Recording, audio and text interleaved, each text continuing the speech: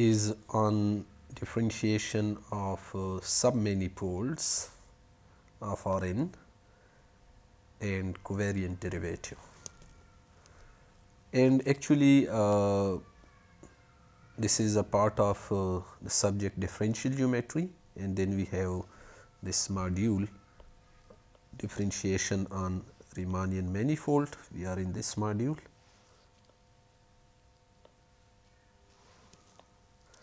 And here we will cover in this lecture two topics. One is differentiation of submanifolds of Rn, and the second is covariant derivative. So, these are the two topics that will be covered in this lecture. So, first of all we come towards these lectures actually require familiarity with the concepts of manifolds and similarly submanifolds. So, you should have taken a course in the manifolds, but still if you have not taken a course in the manifold, these things can be still understood. So, what is first we in general discuss a submanifold of Rn. So, let me say if we have R3, Rn is the general scenario, and instead of general if we consider the 3-dimensional vector space R3. So, it has basis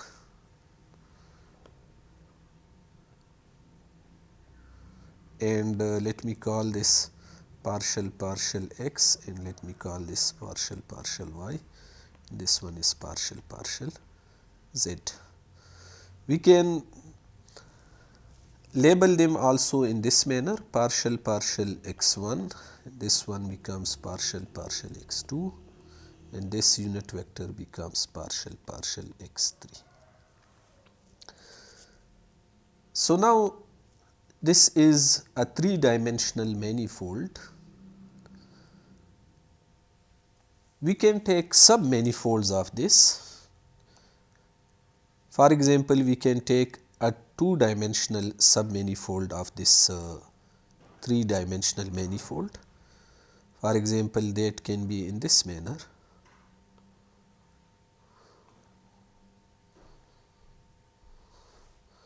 So, this is a 3-dimensional submanifold of the 2-dimensional submanifold of the.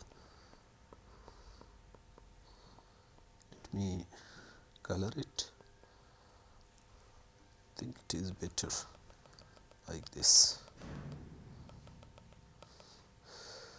So, now this submanifold, there can be different submanifolds of the, R3. For example, one submanifold is a circle.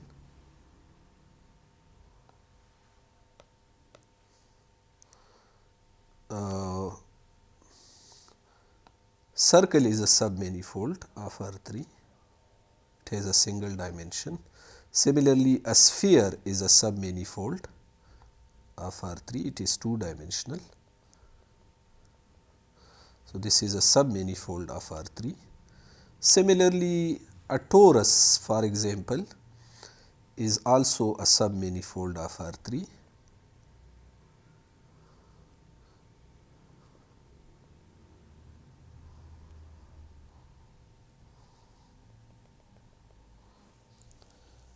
So, there can be different shapes which are submanifolds. Now, how we study these submanifolds? We actually make a local diffeomorphism from the submanifolds to the Rn. For example, if we have this 2-dimensional submanifold, so locally each manifold is diffeomorphic to Euclidean space. For example, if you have this sphere, there is a sphere, and you take a small patch on this sphere. So, locally this patch will appear to be, we say we take a local patch on this. So, although this sphere is curved as a whole, but this local patch is actually almost flat. If there is a small patch of it, so it appears to be flat. So, we can establish a diffeomorphism to the two-dimensional Euclidean space.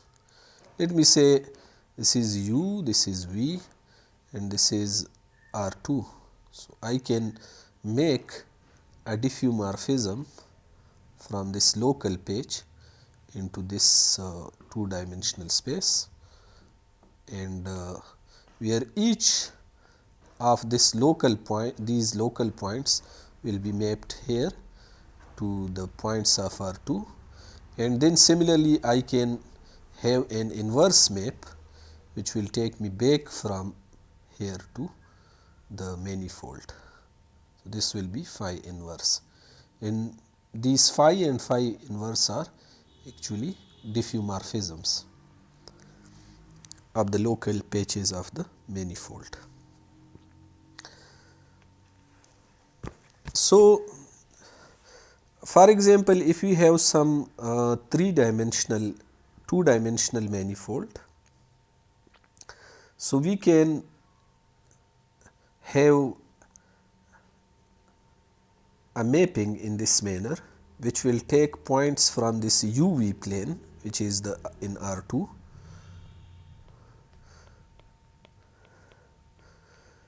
and it will give me maps over there. So, this is phi inverse, actually phi inverse is taking me back from here to there.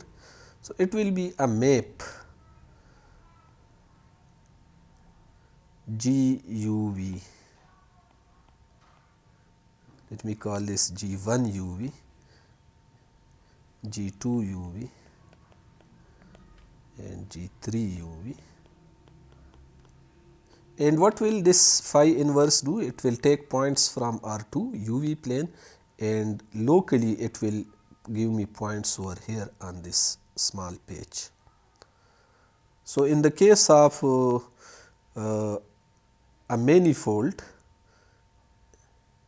submanifold which is embedded in R3, we call this M, and this is two dimensional embedded in R3, such as sphere or torus or cylinder or any generalized surface. Then what will happen? This map will become phi inverse of UV will become x of UV, y of UV, and z of UV.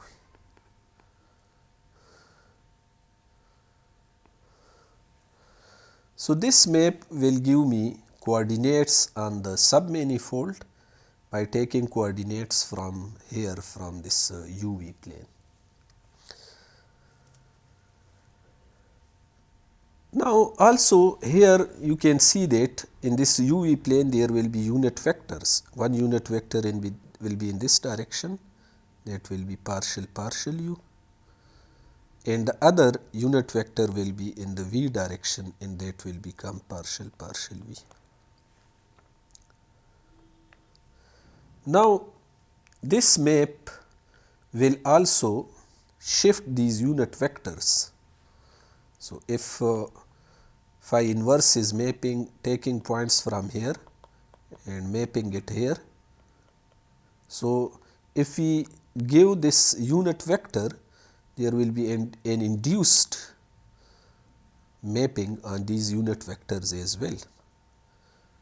So, we in the language of manifolds we call this, there will be push forward of these unit vectors, and we represent this push forward of the unit vectors with the help of this symbol. So, this is representing the push forward, and if I feed this unit vector partial u, then I will obtain a vector over here. If I apply this push forward by phi inverse and this. So, I will get definitely a unit vector over here. Let me call this F1, and also if I apply phi inverse push forward and this unit vector, I will get, let me say here some unit vector, and let me call this F2. So, now this F1 and F2 is actually lying in R3. So, I can express this F1, F2 is linear combinations of the unit vectors of R3. And what are the unit vectors of R3? They are partial x1, partial x, partial y, partial z. So, when I push forward this unit vector, I will obtain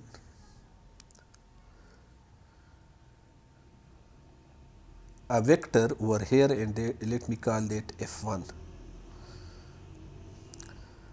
Now, for more in order to make the notations convenient, I can write this in this manner: G1 XU, G1 UV, YUV can be written as G2 UV, so that we can generalize these 1, 2, 3 will help in higher order dimensions also, G3 UV. So, I can write this phi inverse of UV in this manner. So, now what will be this push forward of this vector? Partial U, call this F1, and I call x, y, z, I call them x1, x2, x3. So, this F1 will become actually the push forward of partial u will be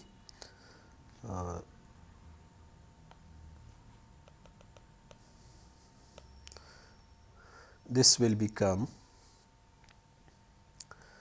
partial G1, partial u,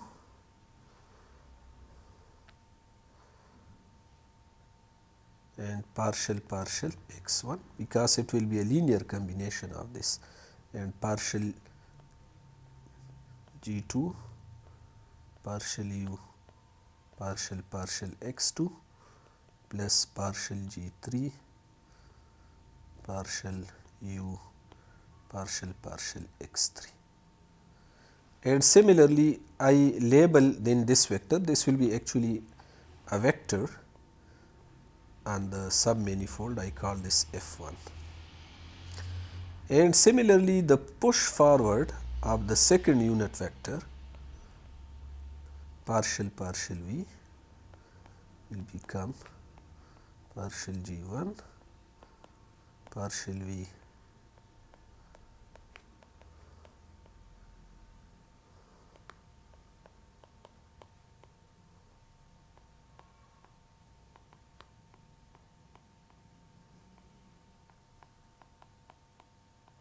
so these will be the expressions. Now, these are the concepts which are in the case of two dimensional submanifold, which is embedded in a 3-dimensional submanifold. I can also call this F2. So, F1, F2 are actually the push forward of the partial u and partial v. So, these vectors will come here. Now, these vectors will span, F1 and F2 will span a space on the submanifold. F1 and F2 spans a vector space on point P of manifold. These will be taken on a specific point of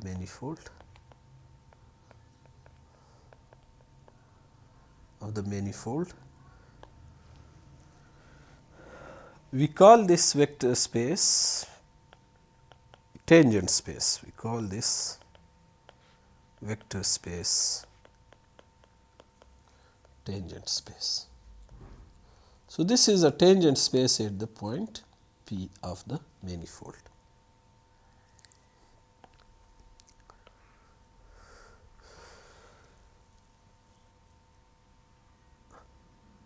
Now, we can generalize this concept to R n dimensions.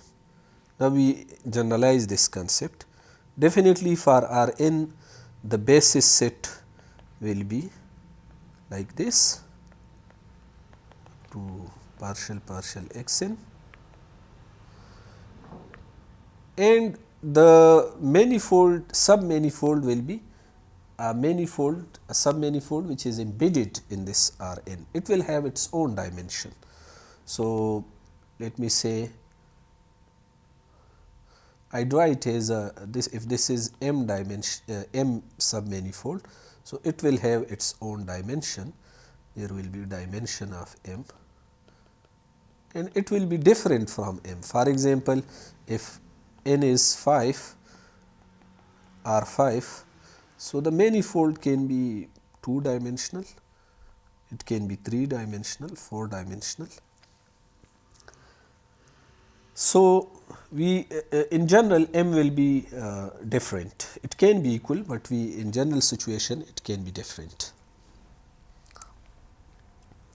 So, it will have its own diffeomorphism with R m. So, if this is an m dimensional manifold, so let me say at this point we have some R m Euclidean space. So, locally this m dimensional manifold will have a diffeomorphism with R m, and this diffeomorphism is actually represented by phi. So, and similarly phi inverse will take back points from here. So, I am drawing it in 2 dimension, but actually it is n dimensional. So, this is just for understanding purpose, and phi inverse will be here. Similarly, phi inverse will push forward the unit vectors over here, and they will go and will form the basis for the tangent space at point P of the manifold. So, now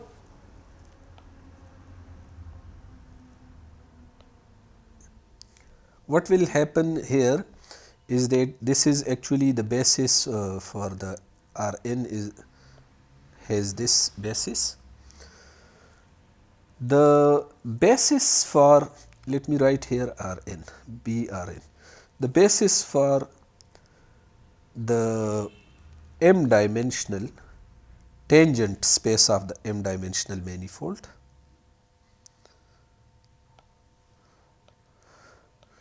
TPM. I represent the tangent space by TPM. So, that will have basis in general F1 up to Fm.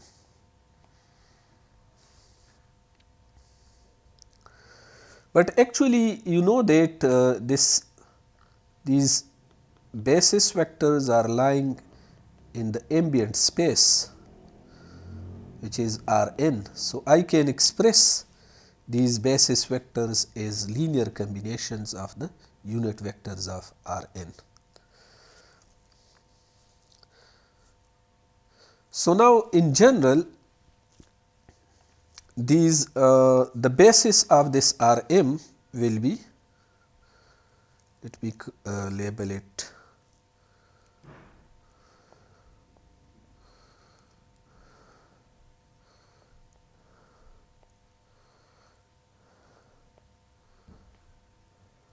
R m, this space.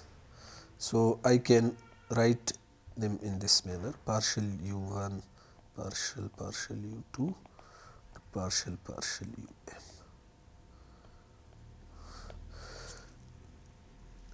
Now, the push forward of a basis vector, I can generalize the previous equation in this manner. The push forward of a unit vector of R m will become equal to summation partial g alpha partial u 1 and partial x alpha. This will be, and actually this will become f1 over there.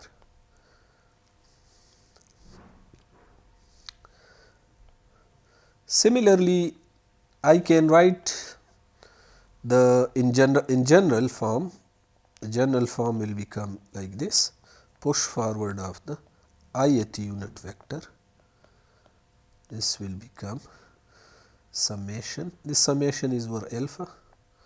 Summation over alpha partial g alpha.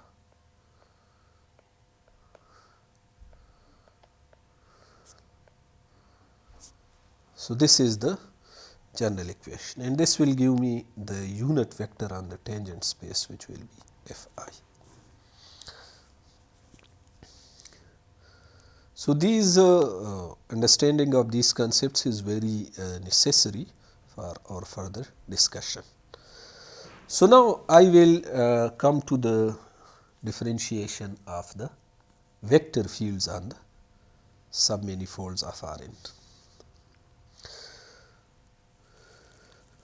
So, if we have submanifold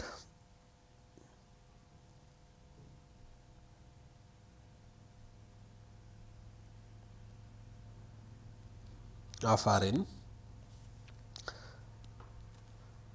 so there can be vector fields on this in different manners, and I am interested in differentiation of these vector fields. Now, how can I do this? How can I perform this differentiation? Actually, this vector field, if I represent this vector field by y or z, z is the vector field, and if I specify p here, so vector field at point p, and p is actually belonging to the manifold. Now, this vector field will have components which are tangent to this manifold and components which are normal to the manifold. So, for example, if I consider a specific unit vector, let me take this vector. So, it will have a component here and a component as well as here. So, this component, this is actually tangent to the manifold. So, this component belongs to the tangent space of this manifold at point P, while this component is perpendicular. So, it belongs to the perpendicular space, which is perpendicular to the tangent space. So, in general, if we have z vector field at point P, then it will have z prime P plus z double prime P, and where z prime P belongs to tangent space at point M, and this belongs to the perpendicular to the tangent space.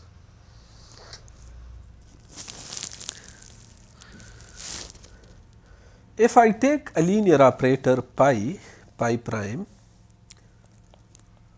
this is a linear operator,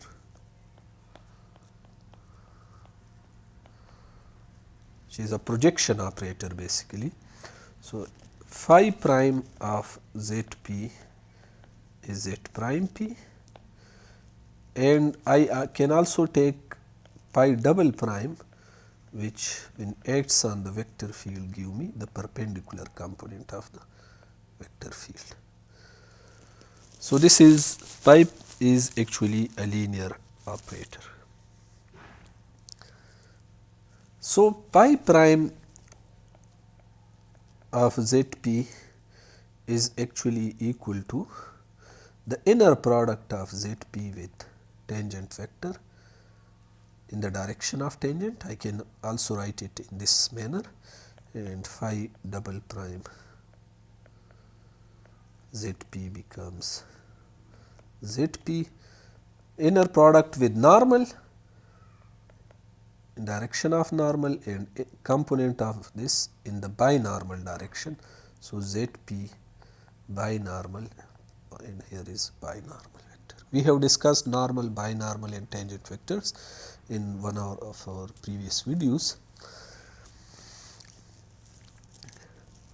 So, now I am interested in the I'm not interested in the ambient space. For example, if I have a two sphere, let me say if we have a two sphere,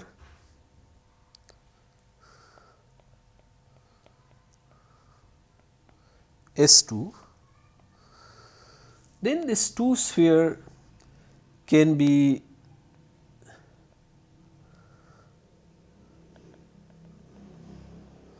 embedded in R3, it can be also embedded in R4, and it can be also embedded in R5 and so on, in R100, and you can go in this manner. It can be embedded in any higher dimensional for n greater than or equal to 3. So, these ambient spaces are actually not intrinsic to the submanifold. While I am interested in the study of the intrinsic properties of the manifold. So, which thing is actually intrinsically related to this, whose study can be useful for me and which can help me in finding some useful quantities about the submanifold, such as curvature, Ricci curvature, scalar curvature, etc. So, that is actually the tangent space of the submanifold. That has the same dimension as the manifold. For example, if the manifold is two dimensional, then its tangent space is also two dimensional. So, I am interested only in the things which are happening in the tangent space, because when I make local diffeomorphisms with the Euclidean space, so in those local diffeomorphisms we only care about the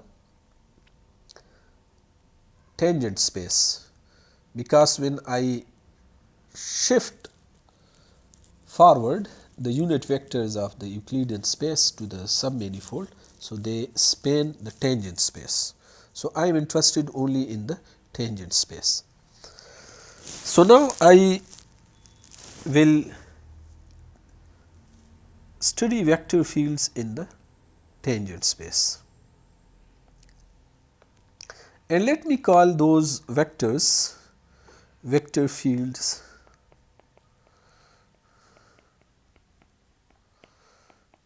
in the tangent space.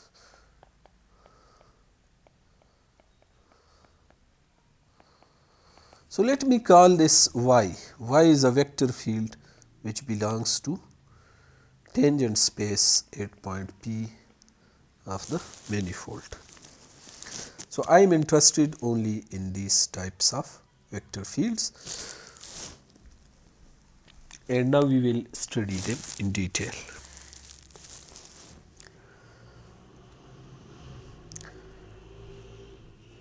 Why actually, if let me say if this is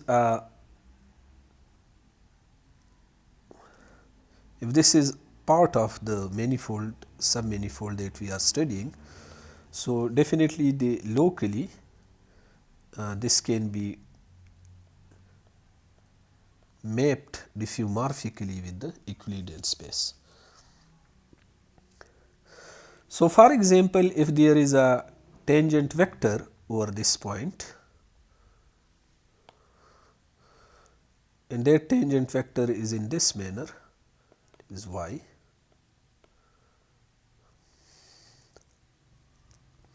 Now, this tangent vector, to find the derivative of this tangent vector, I must specify a curve over here. For example, I am specifying this vector field along this curve, and then I am interested in the differentiation of this vector field along this curve. So, actually I want to find dy by dt.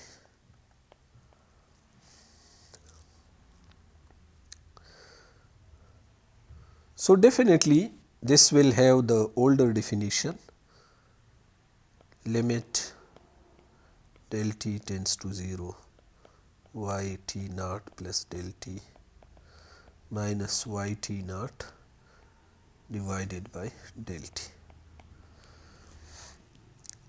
But now this dy by dt will not have only tangential component, because even though y belongs to TPM, but dy by dt does not belong to TPM, because it can have component which will be outside the tangent space. So, what can I do? I can, in order to, because I can study only the things which are lying in the tangent space. So, I can apply pi prime operator on this dy by dt.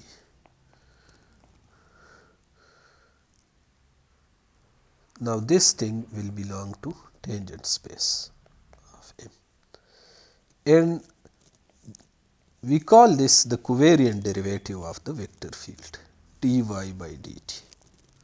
This capital D is used for the covariant derivative. So, this is what we called covariant derivative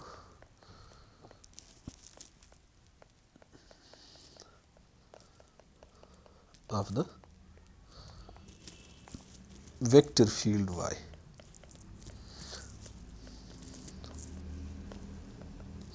And this actually belongs to tangent space, and this is a local operation.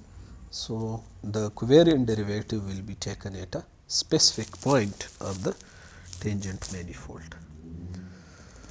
So, this is actually the defining equation for the covariant derivative, which means that it is the component of the derivative of the vector field, and this component lies in the tangent space. So, this is very simple. We have some vector field y which is lying in the tangent space of the manifold, and then we take its derivative along a specific curve, and then its the component which lies in the tangent space is called its covariant derivative along that curve. Now, there are some properties of this covariant derivative, and you can easily verify these properties. The covariant derivative, these are very easily verifiable properties, and the first is that the covariant derivative of the sum of the vector fields y1 plus y2 is this, because this becomes a linear operator.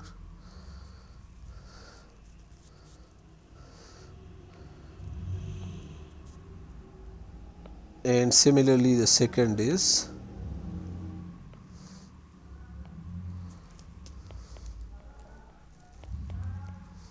f y, f is also a function of t. So, this will become simple derivative of f multiplied by y and then plus f dy by dt.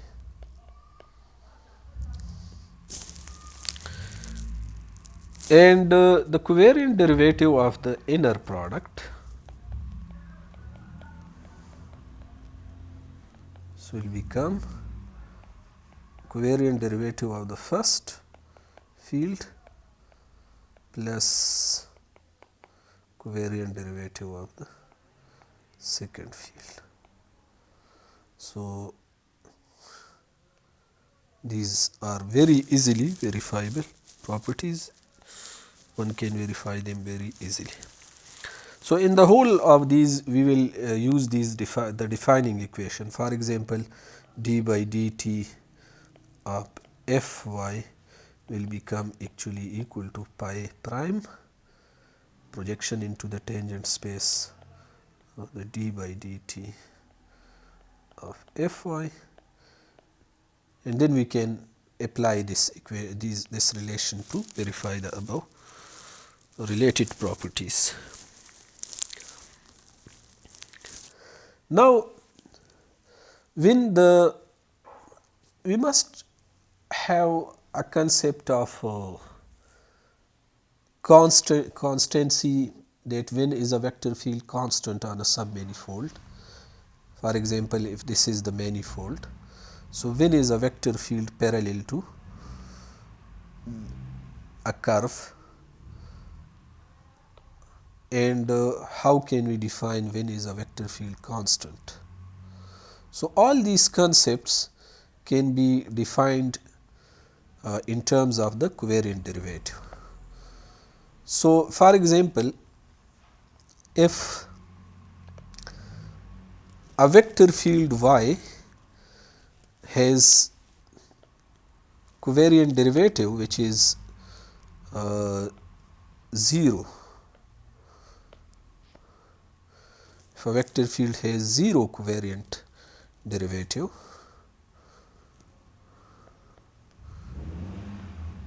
dy by dt is equal to 0, then this implies that y is constant,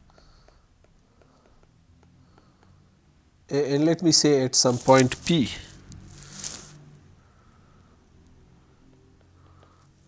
y is constant or parallel.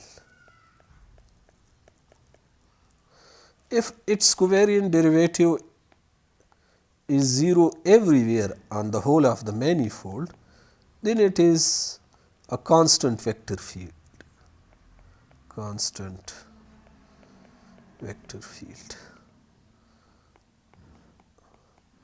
or we can say parallel vector field on the submanifold.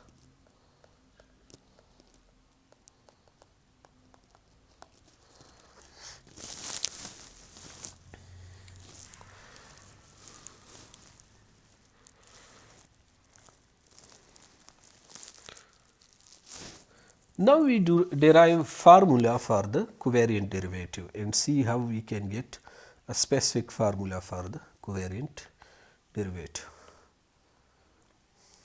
So,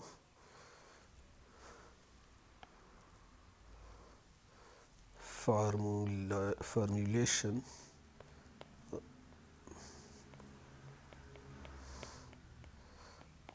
of the covariant derivative.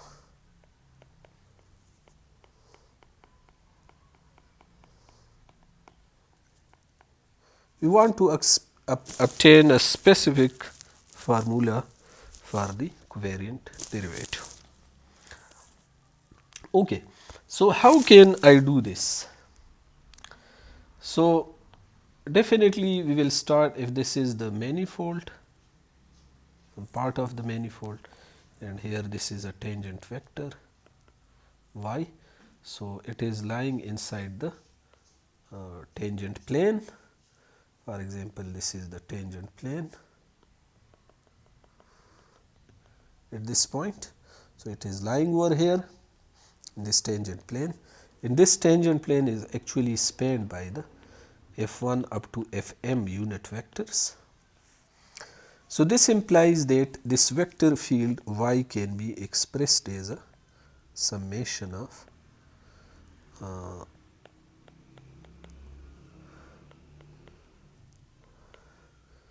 these frames. Actually, these frames will have different directions. These will be also functions of the parameter t. They will depend upon the point. At different points, fi's will have different direction. For example, at this point, the tangent plane is different. It is like this, while at these points it will be having different orientation. So, at each point, these frame vectors or these unit vectors of the tangent space will have different direction. Okay. Now, I take a derivative of this dy by dt. If I use Einstein notation, so things become really simple, then I can write this equation as this bit fit, which means the summation is over this I is going from 1 to m.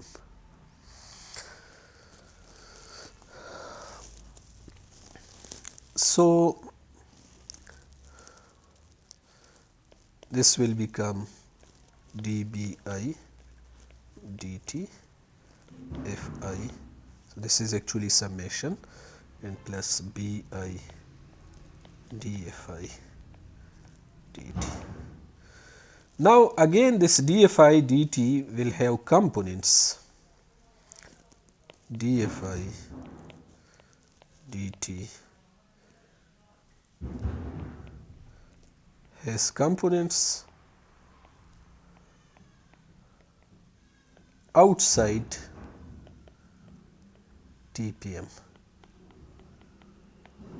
or I can say that this does not belong to the TPM. So, I can write this dfi by dt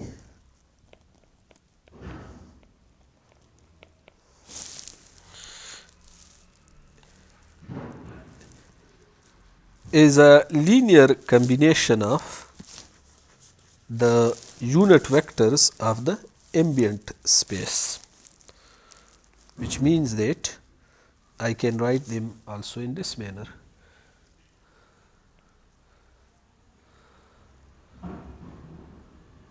C I k and partial x k. You can write in this manner also.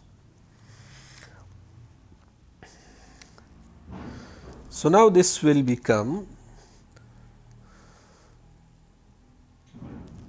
dy by dt will become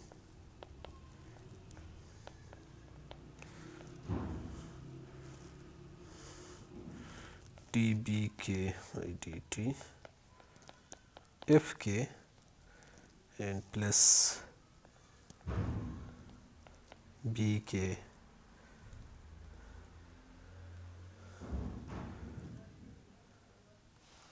bi. Okay, dy by dt we have this notation over here. So, I will follow this notation.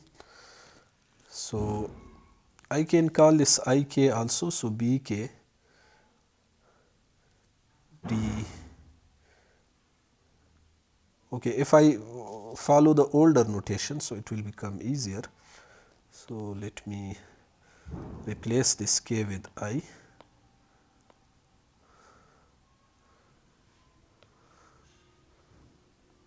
So, this and then bi, and now I replace this dfi, this term, with this one.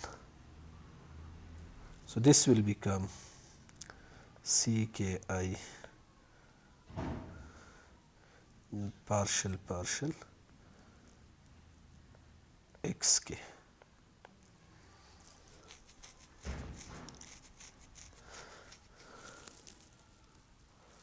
Okay. But also I can do it in this manner, that I know that this Fi is actually coming from the diffeomorphism, from the push forward of the diffeomorphism, and we have done this previously, that this is phi star inverse push forward of partial ui, and we know that this is equal to summation partial g alpha partial ui and partial x alpha. So then according to this equation, dfi by dt will become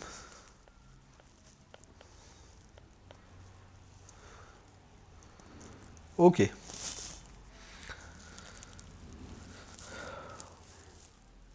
So actually I am taking the curve on which I am doing differentiation on this manifold.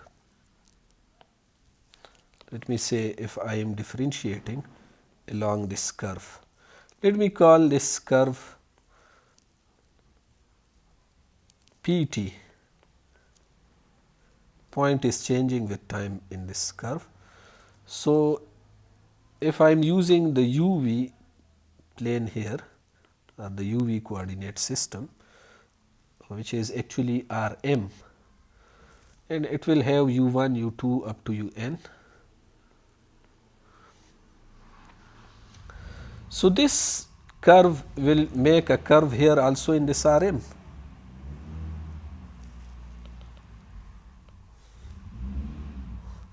Same curve will form a curve after here. It is brought here through phi.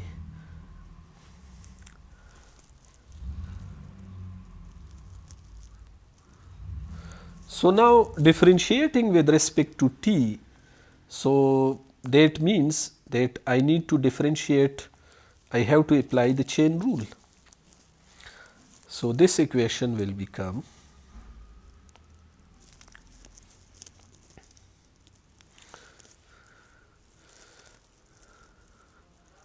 d by dt of this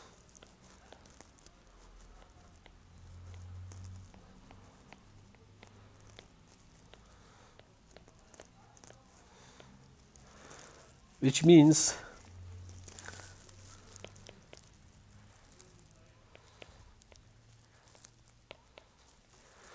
now these ui's are actually function of times.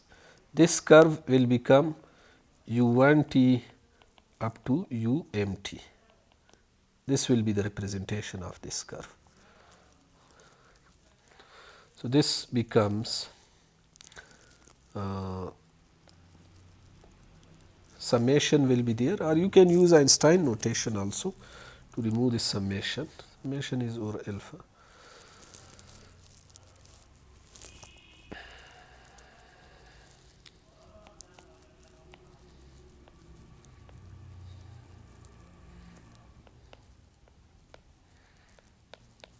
And then this duj.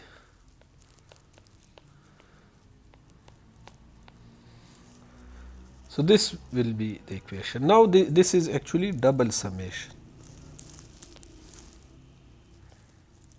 One summation is over alpha, the other one is over j.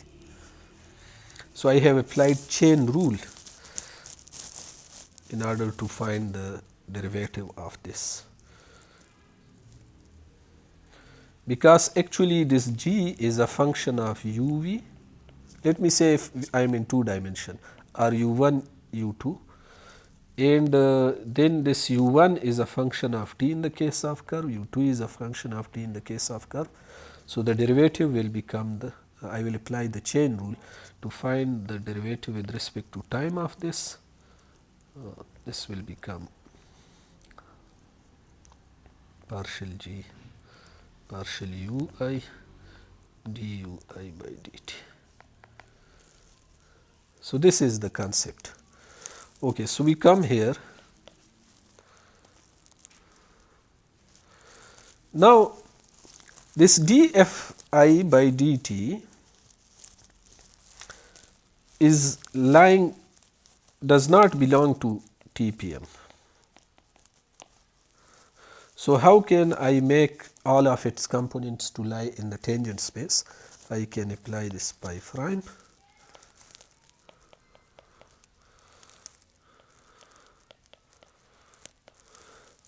Also, we cannot differentiate this vector with time because it is fixed. These partial x alpha are, these are the unit vectors of the ambient space, and they don't change with the parameter t. So if I am using Einstein's notation, so I don't need to write these summations again and again. I don't try to need them, and I can just replace them with simple Einstein notation. So what will come here? This will become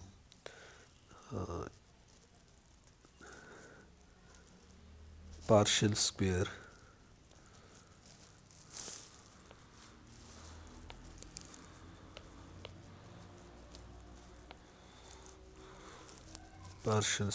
g alpha u I partial u j duj. These are scalars, and I have to find only the component of this partial x alpha.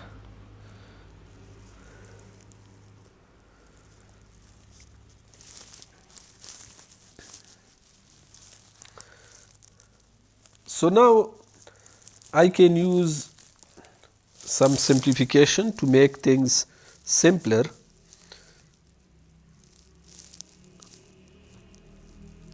I can replace this term by Christoffel symbol, which is known as Christoffel symbol. So what is this Christoffel symbol? Actually, this term pi prime, this term,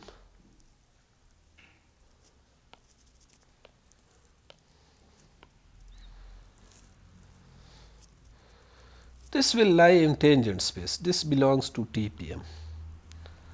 So I can express this as a linear combination of the vectors in the tangent space, the basis of the tangent space. So I can write this pi prime partial x alpha. For example, some combination of, let me say, k and a alpha k f k. Can write it also in this manner.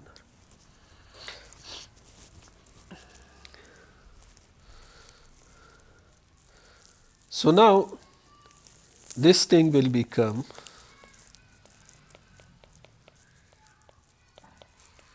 equal to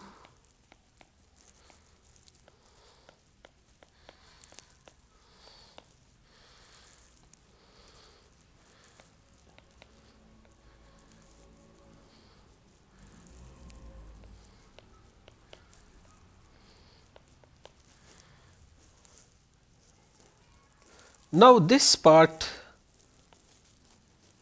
I call this part, I represent this part by a symbol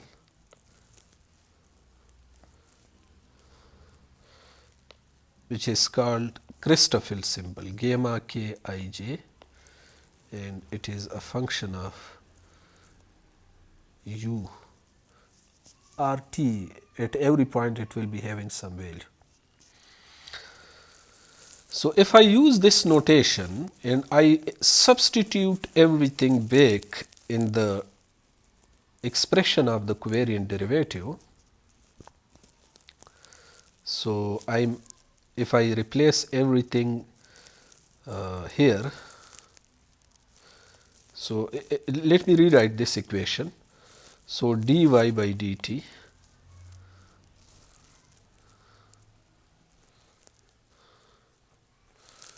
dy by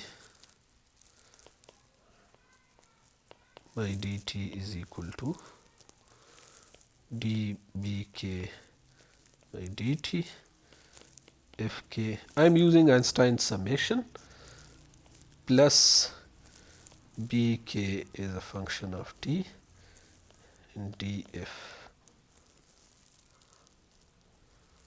k by dt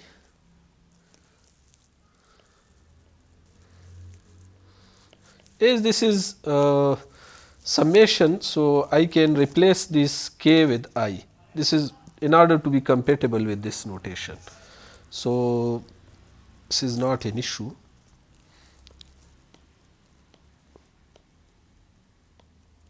I can safely write I here also to make the notation compatible, because these are summation notations, indices, summation indices, and they will disappear eventually. Now, what is the covariant derivative? The covariant derivative dy by dt is actually the projection of this dy by dt on this on the tangent space. So, dbi by dt by prime fi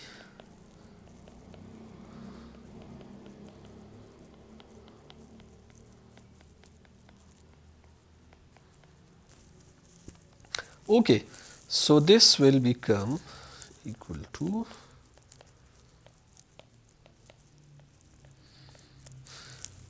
fi is already in the tangent space, so its projection will be same as fi plus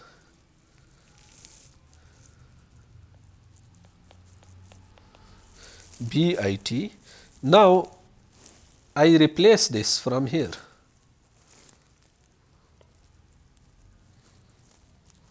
So, what I am obtaining here is gamma kij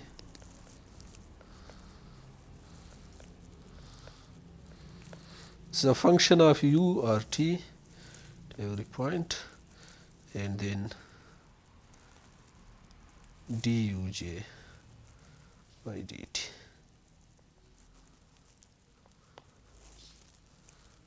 And also bit is also there. Let me write it here.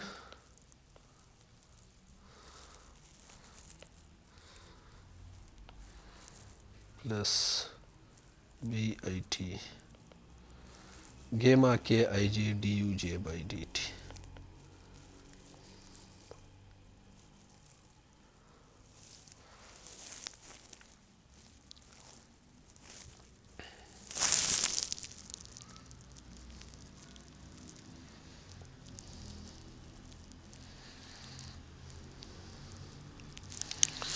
And then fi will also come here.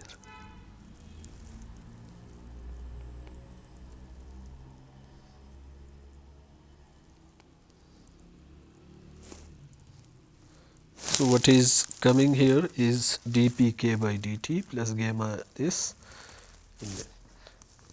Let me check. Okay, okay. There is fk also over here coming from here. So, fk will come, fk. Okay. So, this is the final form. Let me write it neatly.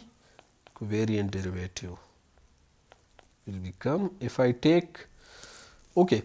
So, again I can replace this with k also. So, okay, let me delete this. I have written this twice. Okay. So, let me write it cleanly, the final form of the covariant derivative. So, this will become, I can replace this I with k again. So, you must be patient with these indices representation, because if you are clear that a summation index can be actually replaced with any symbol. So, you should not have any problem. So, dbk by dt plus gamma k ij and then bi duj by dt fk. So, this is the final form of the covariant derivative.